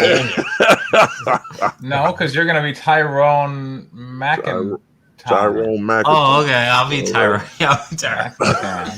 And I think John, you be Rig Richards, and I'll just narrate, man. And So I'm nothing. No, you Rig Richards. Oh, man. you just said John, but okay, fine. And all right. I think the other scenes, I guess it's random. I don't remember. All right, so we got Rig Richards, basically a man-child in his late 30s to 40s. I appreciate that you cast me here. Based on Will Ferrell, previous roles such as Frank from Old School, this character is a father to 23 sons, all named Michael Jordan. He adopted that are all African descent, be it African American, Jamaican, Haitian, Nigerian, and so on. What? That are all of age 17 to 20. And his sons all wear Jordan brand clothing and wear the number 23 on their t-shirt. Oh my God. Lastly, all the Jordan sons are all height-wise 6'3" to 7'7". Also is an aging helicopter racer. There we go. All right, Chad, go ahead and Chad. Wait, that's John. That's John. All right, Chad Thundercock, basically a very handsome and great shape white male actor. Oh, there we go. In his mid-20s to early 30s. The character is a. Oh, that's the descriptions. My bad, man. Yeah, I know the description. Did you want? Go ahead. You can. Oh, no, you go. My bad. I'm gonna steal your thunder. This character is a golf start that is also an action film star, height-wise about 6 feet. Tyrone McIntyre, basically a very handsome, in great shape, black male actor in his mid-20s to early 30s. This character is a football player who plays wide receiver, cornerback, and at times plays other sports such as baseball, hockey, extreme sports, ballet dancer, and much more, height-wise about 6 foot. Paw Me, a CGI panda with altered color pattern on where a panda would be black, his fur is brown, and where a panda would be white, his fur is blonde. Is wearing a backpack filled with bamboo, wearing sandals, a gold chain that says Badass Panda, swim shorts, and unbuttoned Hawaiian shirt. Paul Mill is basically Big Richard's companion animal. And then we got Tiki Lemon, basically 16-year-old half. You don't need basically in your description. 16-year-old half black Native American teenager who is based on Steve Urkel and is about average height, yet very thin build with thick goatee. And Principal Goldberg, Basically, the wrestler Hill Goldberg as a high school principal who tends to kick the ass of his students. So this is the story of the Mary Sue's. There we go. Or it's Alright, like, well, or it's like, you know, it's like what's it called social sexual hierarchy in script form. Yes, this is still rolling. Yes. This, Wait, Yeah, Moby wrote this- a screenplay? Yeah. Moby, you wrote a screenplay. You wrote a How nice. screenplay. man. Yeah, check Yeah, that this out. It's a comedy, man. yeah, it's Screenplay. it's There we based go. off of Vox Day's like male hierarchy theory and stuff. I love it. Okay. Right, I'll do the narrating. Okay. Riggs is standing on the front porch beside him on a chair. On a chair, a basket filled with lunch boxes facing the front door behind him. On the sidewalk, a school bus. Hey, kids. Sorry you don't want to miss. Hey, kids, hurry up. You don't want to miss the bus. Come on. Don't make me say it again, or we won't be going to Golden Corral after school. Jordan 1 comes out of the front door of the house, who's 7 foot tall, and bends down to give Riggs a hug, who then passes him a lunchbox. Remember, don't ever let those under kids get on you about your ashy knees. Dad, why'd you have to bring this up? It's the first day. Because you need to know that I still love you, even with them armadillo shell knees. Michael Jordan 1 waves goodbye and runs to the bus. Michael Jordan 3 and Michael Jordan 7 come out dancing with their headphones on, grab their lunch boxes, then kiss Riggs on the head and wave goodbye. I swear, if those two don't stop listening to all that mumble rap, they might fail English this year. All of the remaining Michael Jordans run out of the house like a stampede and take their lunch boxes and head over to the school bus, trampling Riggs, who is on his back on the porch. Something about the first day of school, it just gets you hyped, I guess. But damn, am I gonna need some icy hot after that stampede. Paul Mee comes out of the front door chewing on some bamboo, then helps Riggs back on his feet with his free hand. Surprised you're not snorlaxing this early in the day. Paul Mee, I guess I could be. I'll just say those grunts. You know. What do you mean I woke you up with all that noise? Excuse me for not being able to dodge a stampede. Grunts, then burps loudly. The burp. By the way, and I think you don't write that as dialogue. I think you would write that as an not write action that as line, yeah. dialogue. Oh, Yeah. That would be sound. written as an action.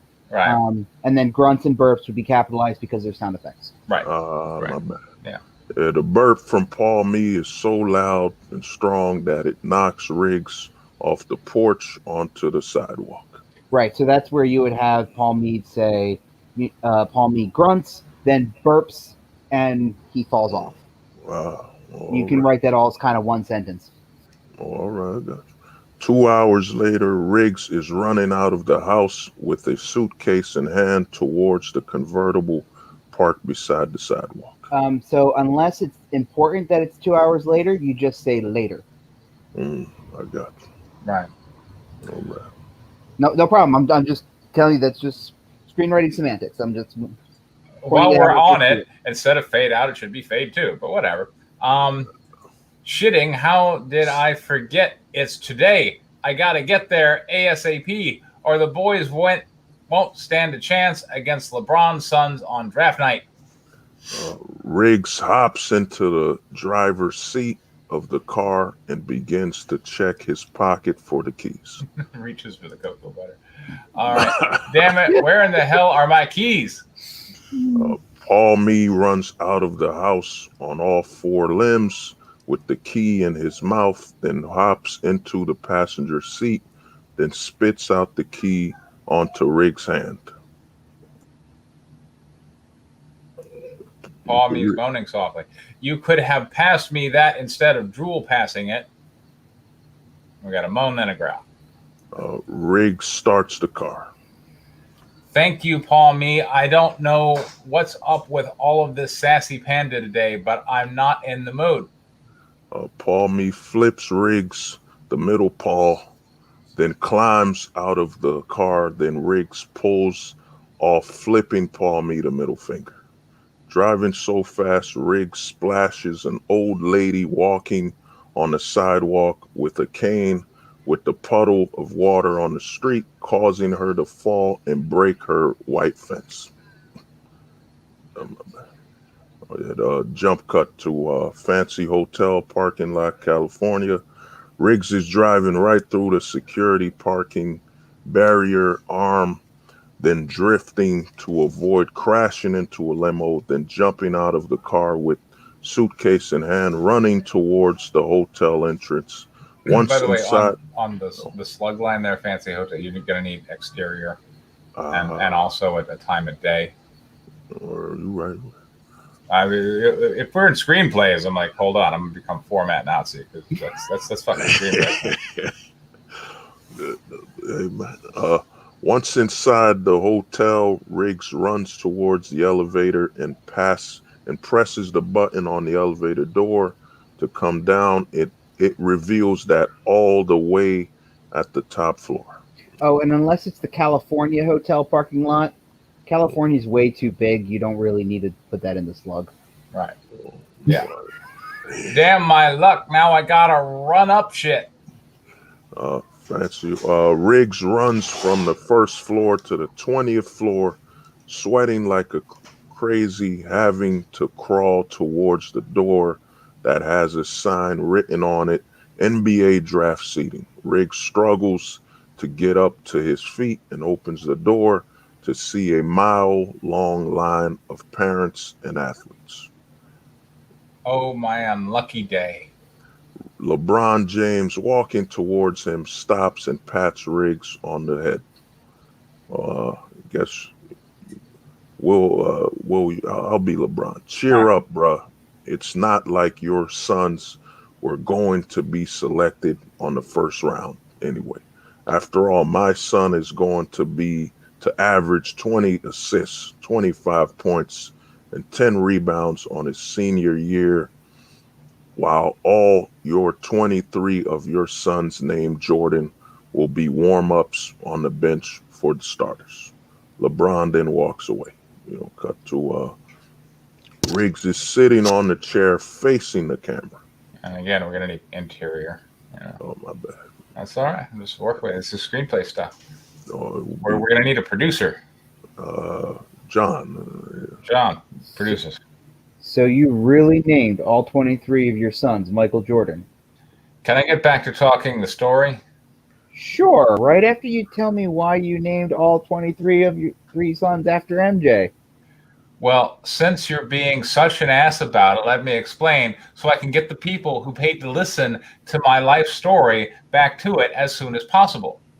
And is Michael Jordan known as MJ? Because when I see the name MJ, I think of Michael Jackson. Could be Michael Jackson. But that could just be me. I don't know if he's known as MJ. Yeah, he is. No, it basically, when it comes to MJ, it's either him or Michael Jackson. They both equally kind of have a real huge notoriety because of MJ. Yeah. Okay, cool. Michael Jordan highlights. You wouldn't understand how it was like to witness God pretending to be a man playing basketball, to quote the great Larry the Four-Clover Bird. It was like witnessing a goat dancing at ballet recital barefoot on a stage made of ice before flying like an eagle. Sure, you can go to YouTube and watch your filthy highlights, but you will never know what it was like not to know how great he would be by witnessing how great he would become. Riggs is in tears while sitting on the chair. Unlike Charles Barkley, who was too busy eating a Krispy Kreme donut to sign an autograph, I knew that had I met Michael Jordan, he would not only have agreed to autograph my jersey, but would have gladly shaved my head bald free of charge. So to honor the goat, I adopted 23 sons and named them all Michael Jordan. Oh God. By the way, do your sons call you Phil Jackson? Riggs leaps towards the producer in front of him and begins to beat him senseless. Son of a bitch! No one calls me Phil Jackson except my sons. God damn it! That's good. That's good right there. I like that. To please stand by signal on the screen. All right, confessional room.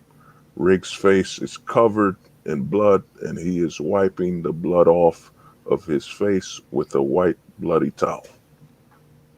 You saw what he said. He just didn't know when to shut his mouth, so I broke his freaking jaw. That's understood, Mr. Riggs. I'll be acting as the new producer. Jerry won't be back, and thank you, Johnny. Jerry won't be back. He's in a coma.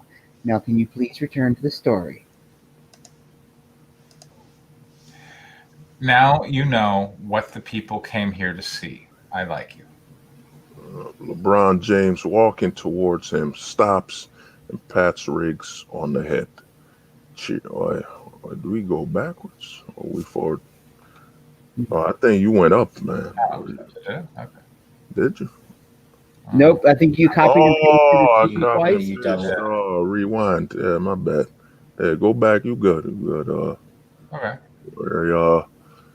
Oh yeah, LeBron James, cheer up, bruh. It's not like your sons were going to be selected on the first round anyway. After all, my son is going to average 20 assists, 25 points, and 10 rebounds on his senior year, while all your 23 of your Jordan sons will be warming up the bench for the starters. LeBron, Man, look who's king right here and stuff, thinking he's all that. LeBron proceeds to walk past Riggs towards the stairs. By the way, it's just P-A-S-T, not P-A-S. Yeah, past.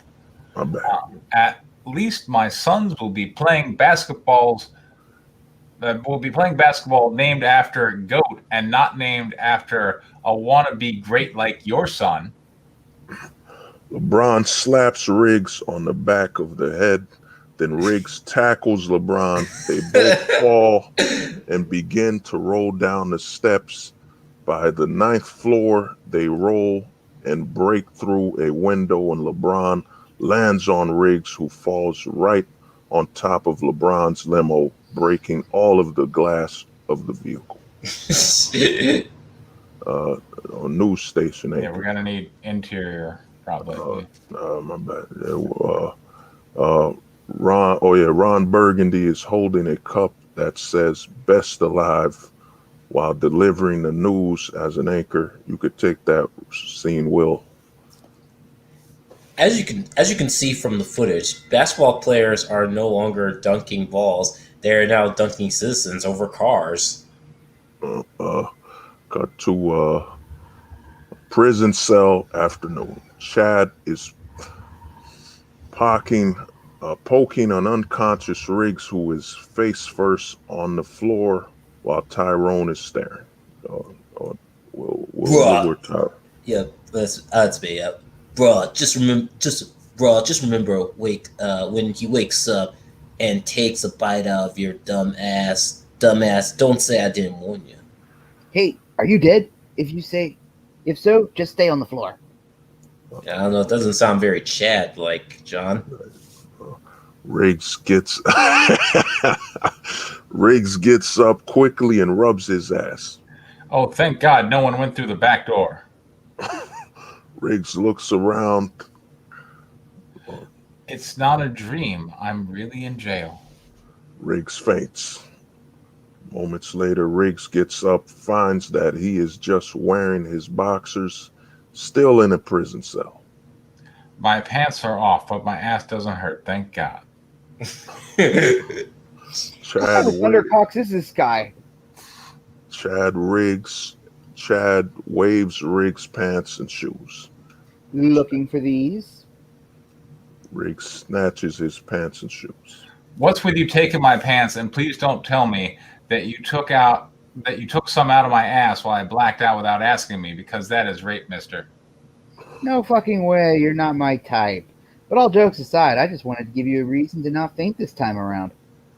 Riggs is putting on his clothing while Chad offers him a handshake. Shit, I'm up, man. You won't get a second chance. By the way, name's Chad. Chad Thundercocks. Riggs